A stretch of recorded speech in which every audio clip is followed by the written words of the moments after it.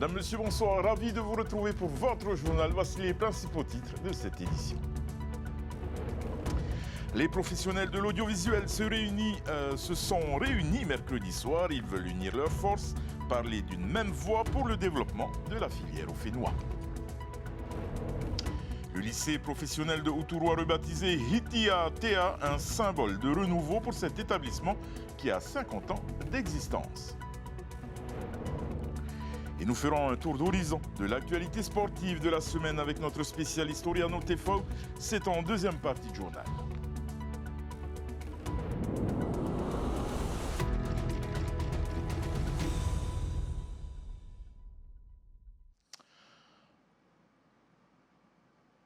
Un peu plus d'un an après les assises de l'audiovisuel, que s'est-il passé? Les professionnels du secteur se sont réunis mercredi soir à Papeete pour faire le point. À difficultés, perspectives, la Fédération polynésienne de l'audiovisuel et du cinéma entend bien unir ses forces pour poursuivre son développement. Reportage. Le secteur de l'audiovisuel génère environ 1,2 milliard de francs de retombées économiques annuelles, avec une progression constante depuis plus de 20 ans. Mais aujourd'hui, alors que la Polynésie jouit d'un potentiel cinématographique exceptionnel, le secteur a besoin d'un nouvel élan. Lors des assises de l'audiovisuel, le président du pays avait réaffirmé ses grandes ambitions pour le secteur et avait confirmé que la puissance publique doit mettre les moyens pour aider le secteur à poursuivre sa croissance. Il faut qu'on arrive à travailler vraiment main dans la main avec le pays pour essayer d'aller jusqu'au bout des projets, des idées qui étaient ressorties des assises l'année dernière. Et voilà, nous on a besoin de ces outils-là, que ce soit un film office, que ce soit des formations, tout ça, on a besoin pour que la filière puisse se développer. Et pouvoir travailler, parce qu'on a des difficultés ici à Tahiti, en Polynésie. Tout ce qu'on importe coûte super cher, on n'a pas accès au matériel, on ne peut pas aller au magasin, s'il casse, en acheter un, il faut le commander. Après on a le transport, les droits d'entrée, donc ça fait que de faire de l'audiovisuel en Polynésie, ça coûte beaucoup plus cher qu'ailleurs. Pour les professionnels du secteur, il est évident que les chaînes de télé, les commandes publiques et privées ne peuvent suffire à soutenir l'activité. Il faut essayer de placer des contenus sur les plateformes de streaming, mais il faut aussi attirer les productions internationales. Les professionnels soulignent aussi le fait que faire de l'audiovisuel sur une île au milieu du Pacifique suppose des contraintes. A priori, pour repartir sur plutôt un syndicat pour l'audiovisuel et de peut-être créer des groupes de travail dédiés aux techniciens, dédiés aux producteurs, en fonction des différentes spécialités. Et de se refédérer, de retrouver une dynamique, de recommuniquer ensemble parce qu'on voit que l'audiovisuel on en a besoin, c'est essentiel pour le pays. Il y a une vraie filière, il y a des gens et on a besoin de soutien aujourd'hui pour continuer. Aujourd'hui, la Fédération polynésienne de l'audiovisuel et du cinéma compte 25 sociétés de production, ce qui représente 200 professionnels à temps plein. Des professionnels qui restent déterminés à contribuer de bâtir le secteur en concertation et avec l'appui des autorités du pays.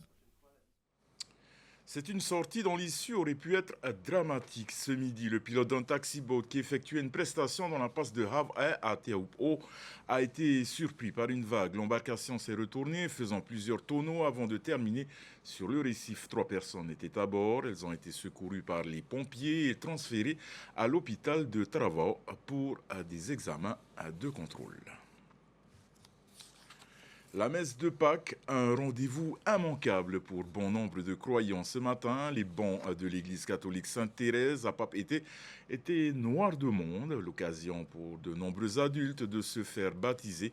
Heimanu Mandutei et Mere Teato ont assisté à la messe. La messe pascale, un moment que les croyants veulent partager ensemble dans la maison de Dieu. Ce matin, à l'église Sainte-Thérèse, à Papeete, de nombreux baptêmes étaient programmés. 16 personnes, adultes et nouveau-nés, ont reçu la bénédiction du Christ. Nous avons des adultes au baptême, énormément d'adultes, mais c'est qu'il faut faire du terrain. Il faut aller rencontrer des personnes pour pouvoir témoigner de ce Christ. Voilà. Donc ces adultes ont été catéchisés pendant 2 années et c'est la joie de la paroisse de recevoir ces adultes. En fin de compte, ça renouvelle également on va dire, la foi même de chaque chrétien, de la communauté qui accueille ses futurs et nouveaux baptisés. Au nom du Père et du Fils. Ce dimanche pascal est un moment central de la foi chrétienne. Il permet de célébrer la résurrection de Jésus. Il y a deux mondes parce qu'ils ont touché par le Seigneur. Parce qu'il était mort et au troisième jour, il est ressuscité. Parce que c'est Dieu qui l'a ressuscité.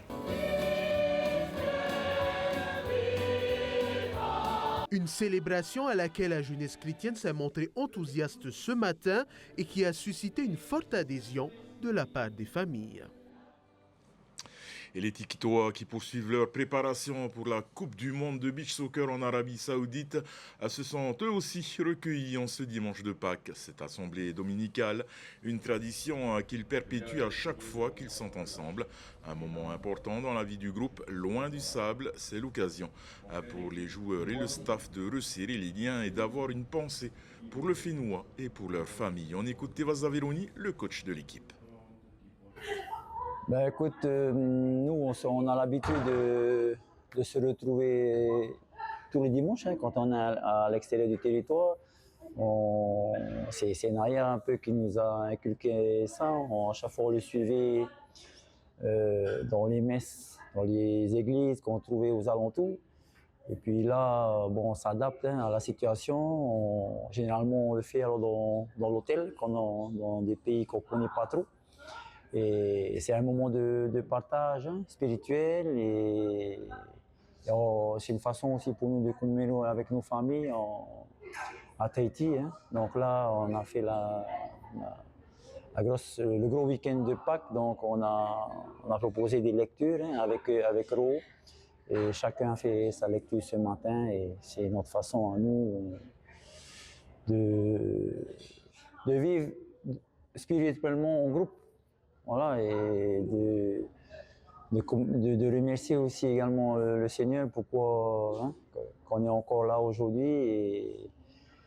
et voilà, de nous aider dans nos épreuves, dans nos challenges et voilà.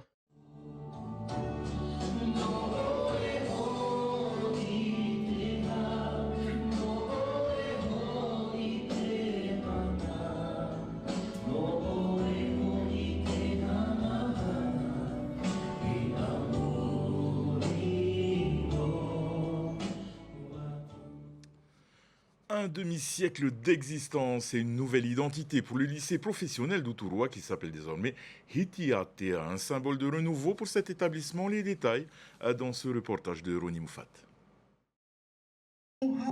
Célébrer 50 ans d'existence, c'est honorer une mémoire collective. Anciens élèves, enseignants, personnels et officiels se sont réunis pour souffler les bougies de ce lycée qui a formé plusieurs générations de jeunes à Hitiatea.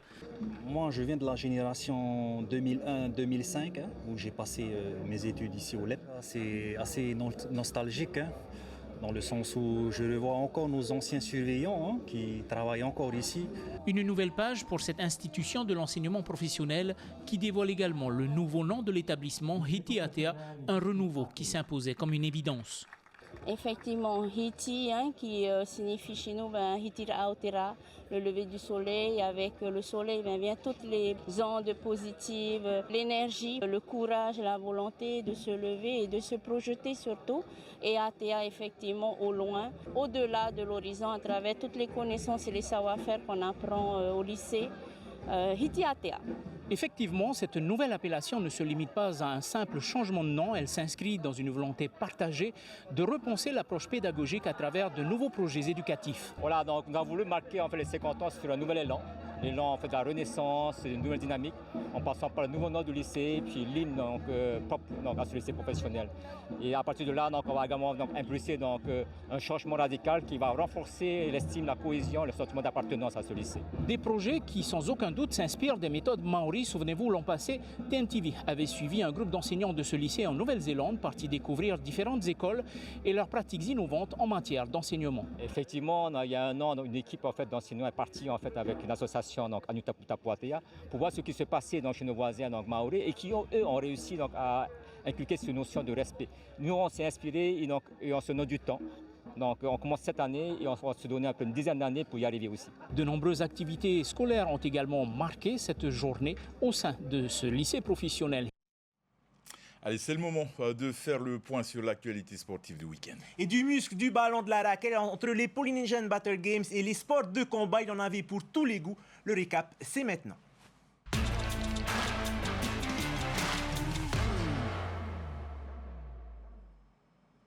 Pas de répit pour les sportifs pendant ce week-end de Pâques. Pendant 3 jours, le Parc Veil a vibré au rythme d'une compétition intense, mêlant course, natation ou encore tir à l'arc. Et 8 épreuves au programme et 340 athlètes engagés, hommes et femmes, toutes générations confondues. Retour sur cette compétition avec Liora Bounik et Désiré Teivao.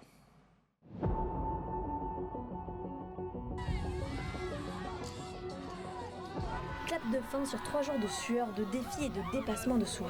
Au soleil comme sous la pluie, rien n'a freiné les athlètes qui ont fait leur meilleure performance sur chaque exercice. Et parmi les nouveautés de cette édition, du tir à l'arc qui en a visiblement inspiré plus d'un. J'ai hésité. À un moment donné, je me suis dit, la première et la deuxième devant moi, est-ce que je leur tirais pas une petite flèche dans le biceps? Non, mais elles sont trop adorables, donc je pouvais pas faire ça. Une épreuve ludique qui a bousculé les habitudes. Entre appréhension et excitation, chacun y est allé de son ressenti. Je me disais ça allait être fun, quoi, ça change. C'était la petite surprise de cette Polynesian Battle Game. Ouais. C'était le tir à l'arc. Une surprise qui attire l'attention des curieux autant que des professionnels à la recherche de nouveaux talents. Je suis en train de repérer des archers qui peuvent venir faire du tir à l'arc. Parce que là, en peu de temps, ils ont pu s'adapter à la façon de tirer. Mais pas de tir à l'arc pour tout le monde et pour cause, une météo capricieuse. Ok tout le monde, Yorana. Bon comme vous pouvez le voir, la météo c'est pas du tout ça. On a essayé de pousser au maximum pour vous permettre de woder. Là clairement ça c'est plus la peine. Donc on arrête la compétition pour aujourd'hui. Un moment de répit bienvenu avant de réattaquer ce matin sous quelques éclaircies. Et à ce stade de la compétition, le ressenti est assez unanime. Fatigué, ouais, un peu fatigué, on commence à avoir des courbatures. Un peu courbaturé quand même. Si certains ne sont pas très satisfaits de leur performance. La journée, on a eu un WOD avec des soulevés de terre à 140 kg. Ça m'a bien pénalisé, c'est le WOD qui m'a cassé sur le classement. J'ai terminé 7e sur ce WOD-là. D'autres saluent le niveau impressionnant de cette édition. C'était chouette, mais c'était dur aussi parce que dans notre catégorie, il n'y a que des tueuses. Mais on essaye de trouver où ça nous avantage un peu plus. Mais c'était cool, c'était vraiment top. On a beaucoup de concurrence, on n'a pas encore fini, il reste toujours 2 WOD. Je suis content d'être première, mais bon.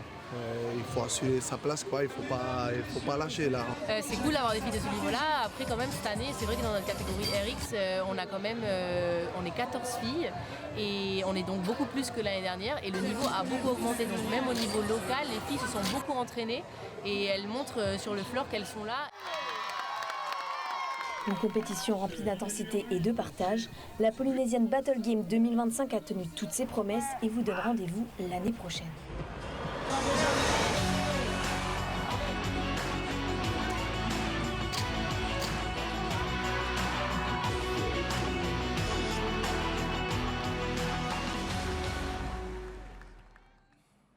Et chez les femmes dans la catégorie RX, la victoire revient à Hinatea Montebello, tandis que Gonzalo Del Rio s'impose chez les élites hommes. Et du côté des équipes, Mareva Houplin et Cindy Leroux décrochent la première place chez les intermédiaires femmes, alors que Eihausien et Kevin Bellem triomphent chez les élites hommes. Et pour découvrir les autres résultats, rendez-vous sur le site officiel des Polynesian Battle Games. Et ce week-end, Pascal, l'Areata, des clubs de tennis de table de Tahiti et des îles ont participé à un tournoi organisé par le club DCA. L'occasion pour la Fédération tahitienne de tennis de table de rehausser les compétences arbitrales des clubs engagés. Les détails dans ce reportage signé Ronnie Moufat.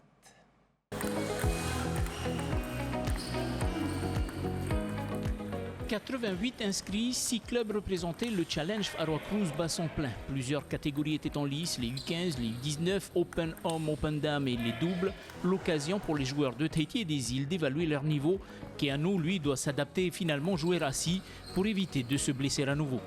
En fait, je me suis blessé récemment et du coup là, j'ai voulu continuer à jouer, mais je me plaisais pour les compétitions à venir à l'étranger.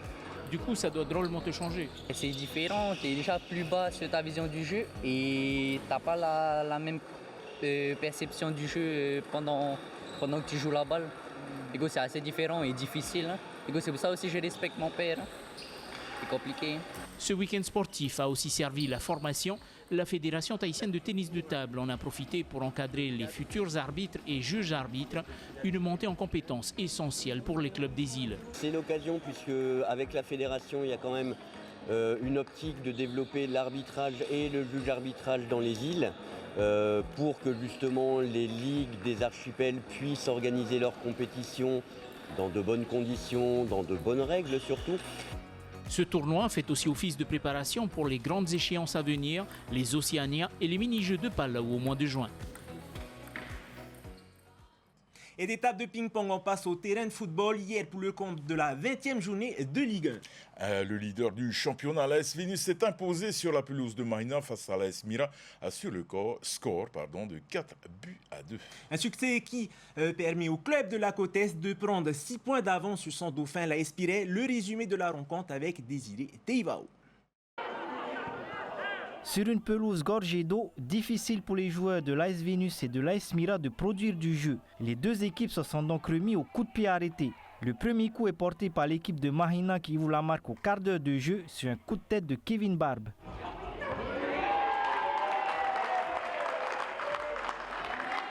Puis à la demi-heure, sur un corner mal renvoyé, Eddie Kaspa a fait le break pour Vénus. Mené 2-0, les joueurs de Moria ne baissent pas les bras.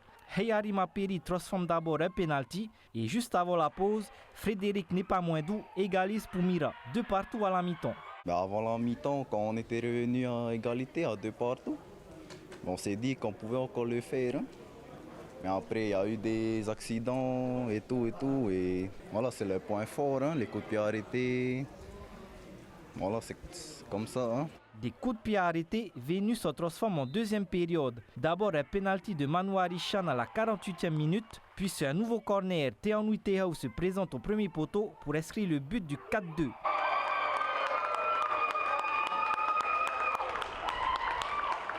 Les joueurs de Moria se procurent de belles occasions en fin de match, mais tombent sur un Teveyare Tamaitei solide sur sa ligne. À l'issue des 90 minutes, Vénus signe sa 17e victoire en 19 matchs et prend 6 points d'avance sur Pirée. On ne regarde pas trop les autres équipes. Nous, on fait notre bout de chemin du championnat.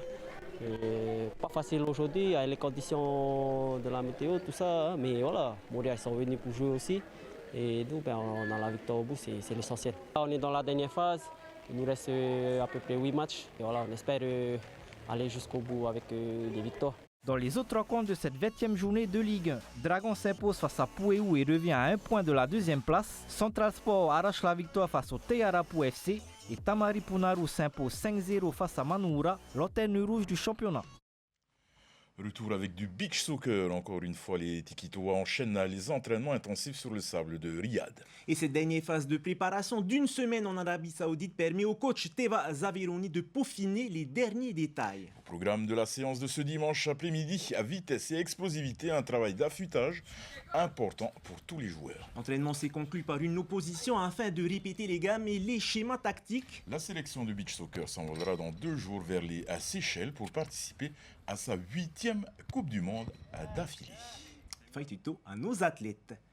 Allez, des gants décrochés de la sueur. Hier soir, la salle Louis Babo et Tamé à Fatawa a accueilli 27 combats organisés par le club de Tapuna. Une soirée de boxe intense inscrite au calendrier de la PBAT pour préparer les boxeurs locaux aux prochaines échéances. Ambiance, enjeux et résultats, les détails dans ce reportage. C'est un combat amateur de 3 rounds de 2 minutes qui a lancé la soirée. Silvio Cicero contre Roonui Mateitei dans la catégorie des moins de 70 kg. Pour sa première fois sur le ring, le jeune Roonui du Tapuna Boxing Club n'a pas démérité face au champion de Polynésie. Du courage, de l'envie, mais en face, l'expérience a parlé. Silvio a accéléré dans le deuxième round, poussant l'arbitre à arrêter le combat après 3 comptés. Une victoire nette pour le représentant du Warrior Boxing Club. Beaucoup de respect pour mon adversaire, qui a moins d'expérience et très courageux. Et il m'a fait mal aussi, donc respect à lui. J'ai pas forcément appliqué tout ce que je voulais appliquer, c'est-à-dire être un peu plus technique. Et c'est vrai que je suis tombé un peu dans la castagne. Mais non, c'est très bien. Je suis quand même très content et très reconnaissant de ce qui s'est passé ce soir. Au total, plus d'une 50aine de boxeurs sont montés sur le ring. Parmi eux, 6 représentants venus tout droit de Revabe, un déplacement de taille pour ces athlètes des Australes qui doivent composer avec la distance et le coût du voyage. C'est pas aussi donner le billet en avion pour venir en fait, sur les compétitions qui se déroulent à Tahiti. On est venu avec 5 de nos petits, c'est-à-dire en boxe éducatif, et un que j'ai déjà emmené plusieurs fois en boxe océanienne dans les cadets. Pour le fond, on a fait des petites ventes de plats sur l'île natale. Et heureusement, on a beaucoup de bons cœurs à Revabe. Et la moitié aussi, des fois, c'est les parents même qui paient le billet pour que nous, on puisse se déplacer justement pour promouvoir cette discipline-là, la boxe. Et le rythme ne va pas ralentir pour la PBAT. Prochain rendez-vous ce vendredi, toujours à Fatawa, avant de prendre la direction de Reatea le samedi 26 avril pour le mémorial Heimatanyufer. Et ce n'est pas tout, le samedi 3 mai, cap sur Papineau pour une soirée internationale très attendue avec en tête d'affiche un duel explosif entre Aritea Putoa et l'Australien Oliver Parker. Et on range les gants de boxe, mais pas la combativité. On enchaîne avec un autre rendez-vous musclé du week-end. Le 4e Octo Fighting League ce samedi 26 avril, une soirée de MMA qui s'annonce explosive avec une dizaine de combats au programme, des athlètes internationaux prêts à en découdre. Et en tête d'affiche, un choc professionnel très attendu entre Julian Schluch et Juan. Mais attention, un gros changement de dernière minute. Prévu initialement à la salle Manouiti de Paea, la soirée a dû être relocalisée en urgence. En cause, un courrier de la commune qui refuse finalement d'accueillir l'événement, considérant que cette discipline n'est pas noble. Résultat, les organisateurs ont dû revoir tous leurs plans à la hâte, un coup dur logistique, mais pas question d'annuler. La cage sera bien installée à Tiperui dans la salle Makonena. Et pour en parler, on accueille 2 invités ce soir sur notre plateau. Enzo Brigato, organisateur de l'événement, et Julian Schluch, combattant professionnel, qui sera en tête d'affiche de cette soirée. Yorana, messieurs. Yorana. Et on continue donc. On commence avec la première question que je vais te poser à toi, Enzo. Concrètement, pourquoi la mairie de Paea a dit non? Écoutez, figurez-vous que notre sport apparemment ne véhicule pas les bonnes valeurs et les bonnes notions de respect, selon les dires. Donc on nous a refusé de pouvoir nous exprimer à la salle Manouiti devant le public de Paea, puisqu'on avait prévu 10 combattants de Paea sur notre carte. Heureusement pour nous, la mairie de Papeete a été très réactive et nous a donné l'opportunité de quand même pouvoir faire l'événement à la date convenue sur la salle Makonena Bombridge. Est-ce que cela veut dire encore que le MMA souffre encore de problèmes d'image? Malheureusement, on tend à penser que ça change, mais on se rend compte qu'encore chez certaines générations, peut-être un peu moins à la page de ce qui se fait à l'heure actuelle, il y a encore cette connotation négative de sport brutal, un peu bestial, où c'est 2 combattants qui rentrent dans une cage et puis c'est le plus fort qui sortira gagnant. Mais bien évidemment, c'est pas du tout ça, c'est très codifié, il y a des règles, il y a un arbitre. C'est encadré, c'est des combattants qui savent pourquoi ils viennent, qui sont prêts à s'affronter. Donc, malheureusement, on jouait encore un peu de cette image auprès des vieilles générations, mais on fait tout pour que ça change. Julian, toi, tu étais prêt pour le show à Paea avec cette annonce. Comment tu réagis finalement? Au départ, quand j'ai appris la nouvelle, j'étais un peu anxieux, dans le sens j'avais peur que l'événement ne se passe pas. Mais après, j'ai gardé la foi, Enzo m'a bien rassuré. J'ai continué mon entraînement, ma préparation comme il fallait. Je me suis juste concentré sur ce que je pouvais faire, mon entraînement. Et au final, il m'a annoncé que l'événement allait se faire à Makonena. Et donc, moi, le lieu tant que je combats, moi, je fais pas attention à lui, quoi. Et pourtant, le MMA, il est pourtant très réglementé et très loin du combat de rue. Hein. Comment tu vois alors que c'est encore interprété comme une mauvaise image, le MMA? Ben, pour moi, c'est de l'incompréhension parce que on a comment dire, la vision du MMA pour moi, elle a quand même changé, évolué, tu vois. Ça a été légalisé depuis 2019. Il y a eu plein de compétitions depuis tout ce temps. On a des grands exemples ici en Polynésie. Et ben, je comprends pas comment on peut garder cette mentalité. Mais bon. Déçu quand même un peu. Déçu, ouais, on peut pas changer toutes les mentalités directement, quoi. Enzo, cette 4e édition s'annonce intense avec du talent local, mais aussi des combattants venus d'ailleurs.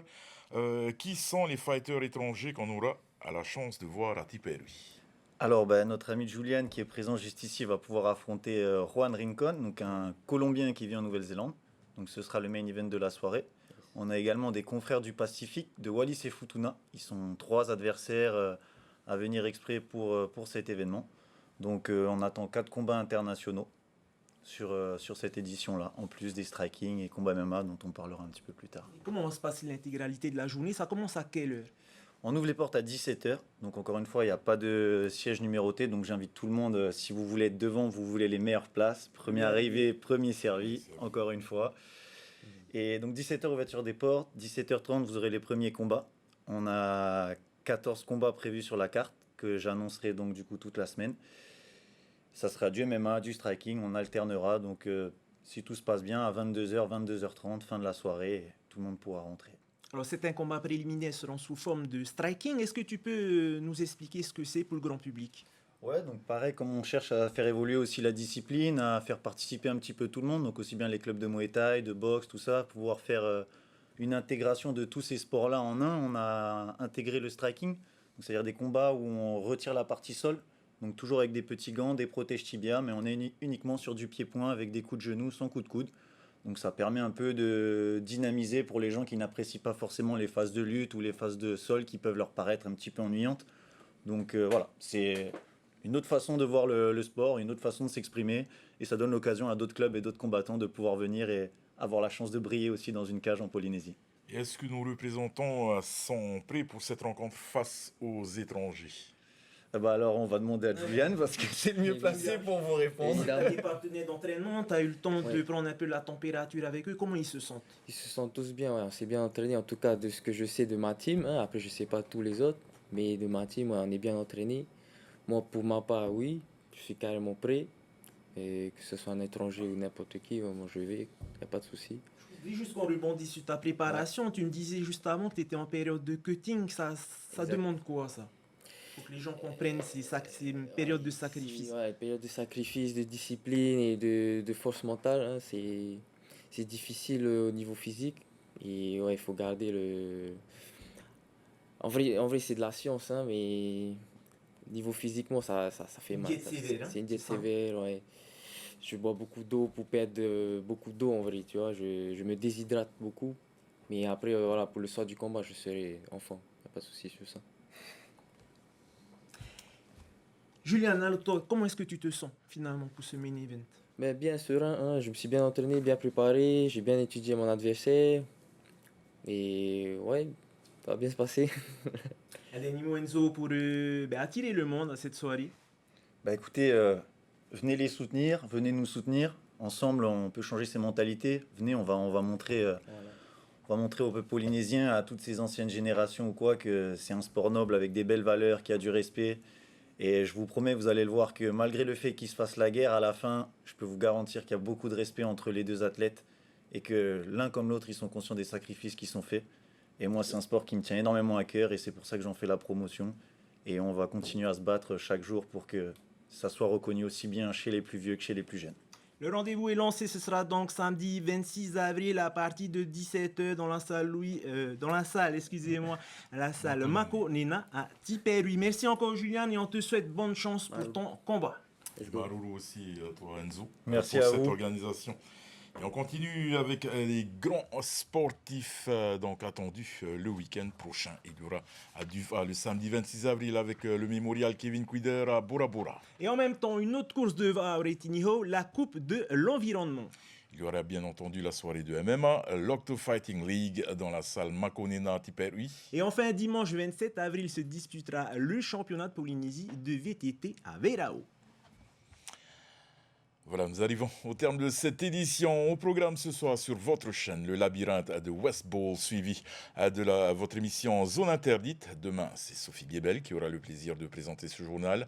En vous souhaitant une excellente soirée, une très très belle semaine sur Tahiti Télévision. Et comme d'habitude, on se quitte avec les plus belles images de sport de cette fin de semaine. Bonne soirée à tous.